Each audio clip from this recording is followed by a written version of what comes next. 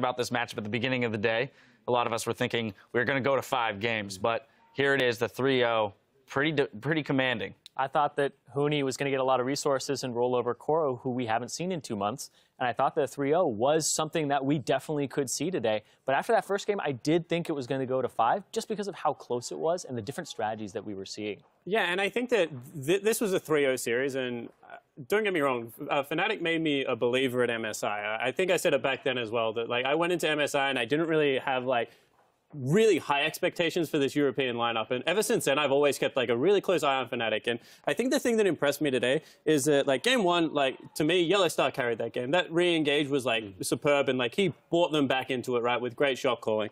And then the second game that they won, it was like all about Huni in the carry top lane. Then this game is like legitimately a protect the Jinx comp that they run through the AD carry, who like just absolutely goes off. This is a team that won 3 games in 3 completely different fashion and was looking to win game 1.5, the one that didn't complete, by stalling out a game when they're normally an early game team. Like if you can play League of Legends in all these different fashions, like every single time you get on the Rift, you go with a certain kind of advantage. And EDG didn't show up in the way that I expected today, but that is partially because Fnatic didn't let them show up in that fashion and played commanding League of Legends. Something I want to add, in the final game, the EDG's draft, it kind of felt like one of those drafts they did in the group stages, where it's kind of reliant on the enemy to make mistakes. We saw this one moment where they TP'd in and kind of did this pincer movement on the Fnatic roster where they actually took a good fight, but Riven, of course, Huni kind of saved it. He saved it big time. And them drafting like this feels kind of disrespectful. It kind of plays into what you've been saying all the time, that Chinese teams are a bit cocky coming into this.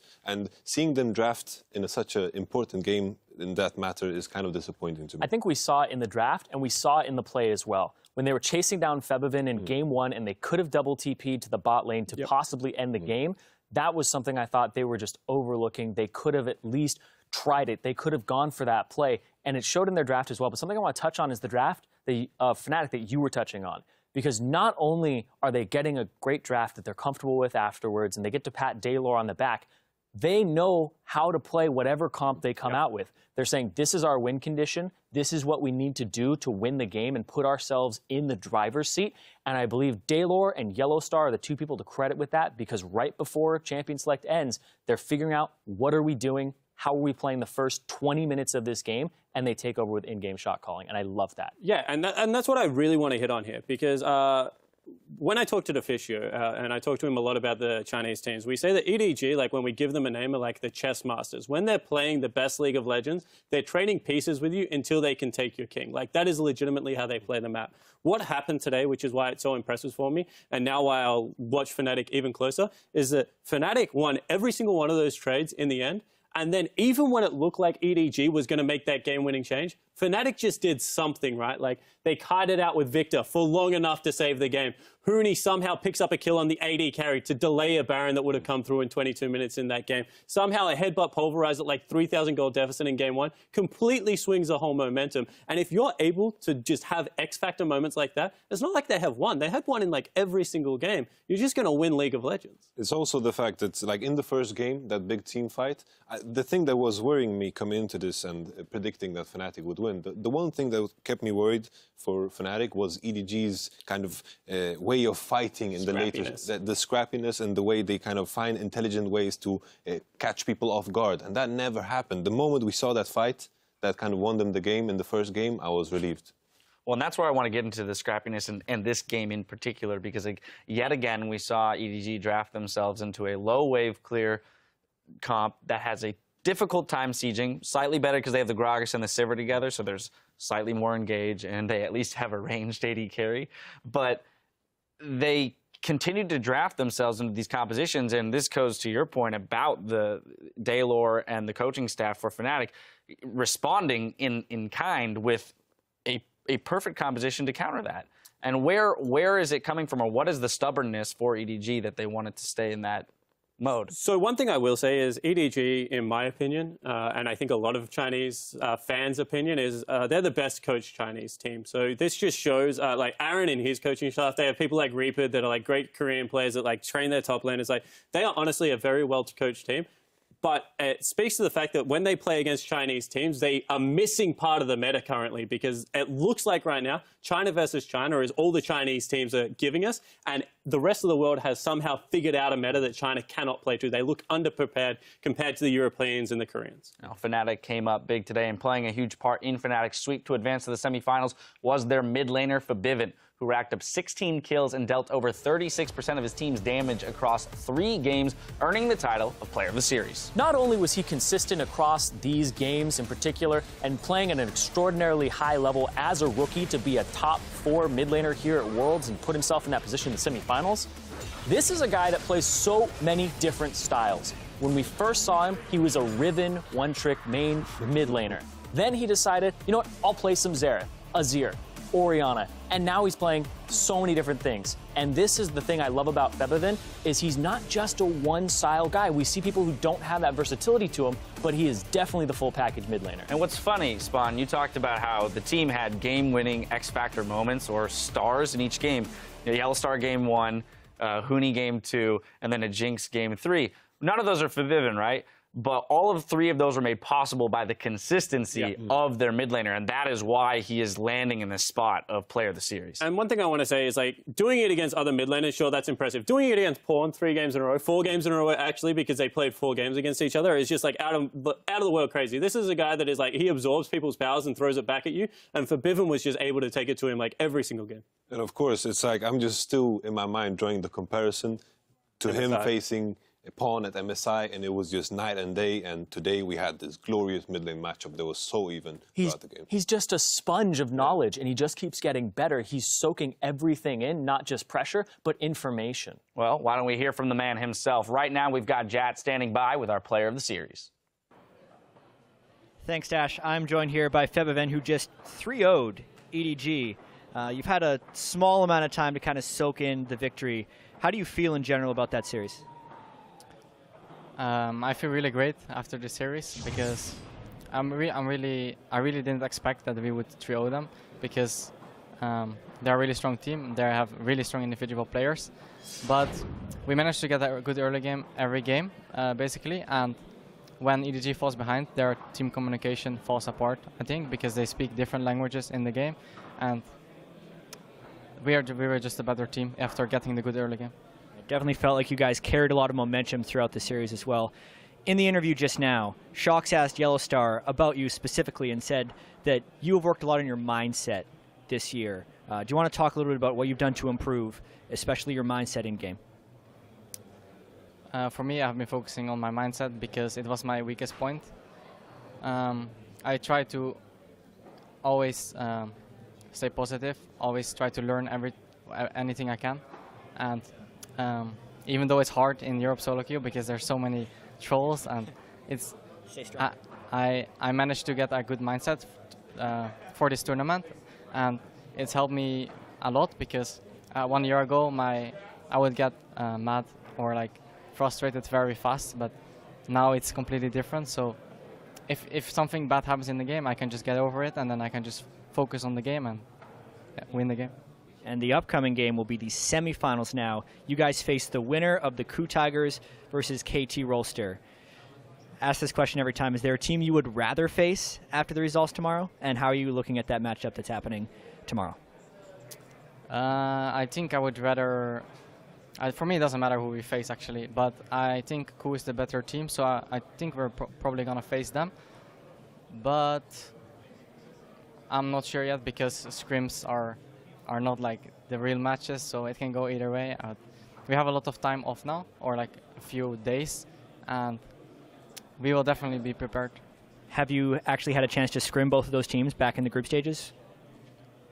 Yes, we have been scrimming basically every team. Excellent. Thank you so much, Febin, for the interview. Congratulations on the victory. Let's send it back to Dash at the desk. Thank you, Jad. I think his point about his mindset was particularly obvious in Game 1. Because it was so hectic and crazy, we saw Pawn making plays in other lanes, and that didn't shake Fnatic. He still managed a 30 CS lead up and picked up 2 kills of his own to match Pawn. And I absolutely love that, too, because when there's 3 TPs, and even Yellowstar was talking about it, it's so frustrating they're all over the map. You don't know how to counter this, and you have to come up with a strategy mid-game. But I also want to talk about what he said, where he said they had a good early game every game. On the 9 games that are on record here for Fnatic, they have gotten first blood in every single game of the World Championship for them, save for the remake. That's incredible. They're having such a great early game, and they're knowing what to pressure on the map, when to pressure early. That gets them that lead, that gets them to play their composition out later. I just want to know what the heck they feed European players, because they are so chill. That's like the biggest game of his life. He like gets man of the series. But like in all honesty, like speaking about his mindset, like there was a moment in one of the games, I think it was game 2, where Azir altered Pawn into his jungler, and his jungler completely whiffed the gank. Like, he tunneled under the Azir ult to be on the wrong side. Like, if that was me, like, once again, for us to pick on the keyboard, but like, you can just see that he's, like, cool, calm, and collected the whole way through. And this speaks to, like, how good Fnatic are as a team. They can make fumbles, but it's not about the fumbles, because you forget them so quickly because of how many good players they have. Spawn toxic. It's not in just to my keyboard. Just to the keyboard. Okay. It's like when I hear Fabian speak about his mindset, this is the mindset as a coach you want in every player. The beauty lies in the process. You always take something good out of anything that is bad. No matter how bad some games go, you need to take what is beautiful in it, because you can learn from anything. And me hearing him saying that gives me goosebumps, because I love hearing it. But he's apparently learned that mindset, and it's been kind of given to him by his teammates in Daylor. What would you do? How would you get this mindset into your players? Are you still working on that? Don't get me started. I'll speak about it. I need a 30 That's minute. for later. That's for after this show. Accolades for Fnatic all around, but Fnatic's coordination was really on point in today's games, and Mr. Xavier took notice, writing, "That Baron fight, the wombo combo of AoEs, EDG just melted." Let's check out your world's big play of the day. Jumped in. Def has got dunked by the Cataclysm, and he's dropped. The grand challenge is onto Huni, and it procs, healing up EDG. But it does not matter. Goro's killed through the heal. Clearlove stunned up by Reckless. The Pulverize connects. Fnatic find 3 kills. And Yellowstar, the captain, the shot caller for the team, makes the play. He dodges the hook from Mako, circles around, Reignover teleports in, and they're able to get the fight they want. The thing that makes this play so impressive to me is the only international tournament we'd seen so far this year, like for a Riot-affiliated one, was MSI. And EDG won that tournament off 20-minute team fights into Baron. And Fnatic, in game 1 of a series against EDG, just completely stomped them in a 20-minute team fight. It was 20 minutes, 50 seconds when it kicked off. Took Baron, took the game, took the series. They did it like nearly every single game. Like, you cannot ask for more growth out of a team. Yeah, for sure. Right after this fight, I was relieved, because I thought this was the only part of the game where EDG would completely crush them. But I got relieved.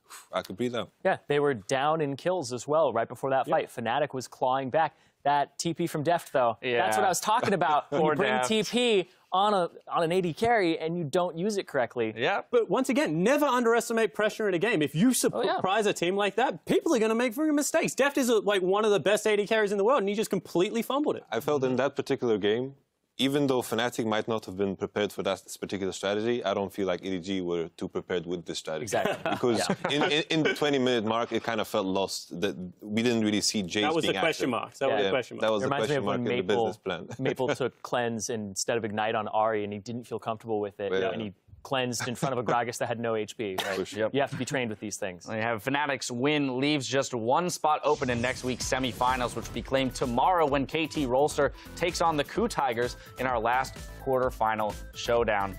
Gentlemen, knowing that Fnatic is going to go up against one of these teams, Jat asked Febiven which of these 2 teams he'd rather face. He thinks Coup is the stronger team. Who do you think Fnatic has a better shot up against in the semifinals? Personally, I feel like if KT face Fnatic, I feel like KT have a stronger chance. But Coup against Fnatic, I feel Coup will beat. Like, Coup is the kind of team that dissects team, and Fnatic have shown so much diversity, so it's so hard to dissect anything at all. But when it comes to KT and the Coup matchup, I feel like Coup is going to win, but I feel like KT is the stronger opponent for Fnatic, because if Huni is in a situation where he falls behind, it kind of shows. But in these 3 games, he was almost never behind. So in your opinion, Fnatic's in a good spot, given the fact that the team they're better suited against, you think will win in tomorrow, or will lose in tomorrow's matchup? Pretty much, yeah. Yeah, I think that KOO definitely is a team that's very experienced against KT, and I expect them to be able to take the matchup. And honestly, I don't know who is favored in the KOO versus Fnatic matchup. All I really care about is it's Smev versus Huni, Riven versus Riven, and I like if there was a blind pick game 5, like I wish I could just see that one-on-one top lane. Well, matchup. there's not, so let me crush your hopes and dreams right now. Moving on to Zyrene. I think it's going to be KT. I feel like I'm on the someday train right now. I love the way that guy plays top lane, and I want to see him up against Huni just to have that clash of the Titans. Yep. All right, well, we will be finding out who they'll play tomorrow when our coverage of the Korean Clash gets underway tomorrow at 2 p.m. Greenwich Mean Time. That's 6 a.m. Pacific, so rest up, gentlemen. Until then, we need to go on cooldown. Be sure to stick around for Worlds Tonight, which gets underway in just 15 minutes. And on behalf of everyone here covering the 2015 League of Legends World Championship, thank you for tuning in, and we'll see you in solo queue.